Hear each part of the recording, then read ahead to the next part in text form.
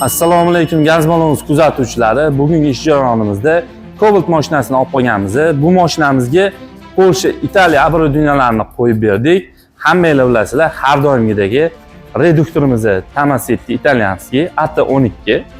Zapravishimiz ham italyanskiy. Injektorimizga to'xtaladigan bo'lsak, Polsha mahsuloti Stak firmasiga tegishli.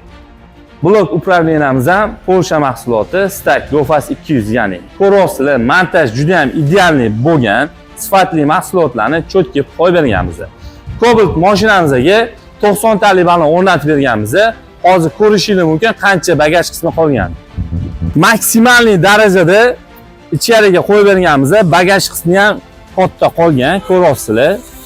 Chanalarimizni balonga umuman ziyon keltirmaydi. Lentalarimiz ham akkuratniy rezinkalar bilan qo'yib berganmiz. Kran balonimizga to'xtaladigan bo'lsak, italyanskiy mahsulot. Ko'rasizlar, hammasi idealniy bo'lgan. Okamiz bilan kelishgan holda mana rulga o'tirganingizda chap karmashkasiga qo'yib berganmiz. Knopkamiz ham LED knopka. Yonganda ham podsetkalar bilan chiroyli bo'lib yonib turadi.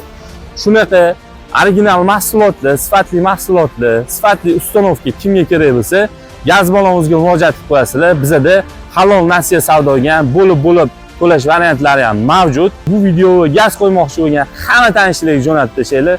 Gaz balonni xudo xolasa ko'rishib qolamiz.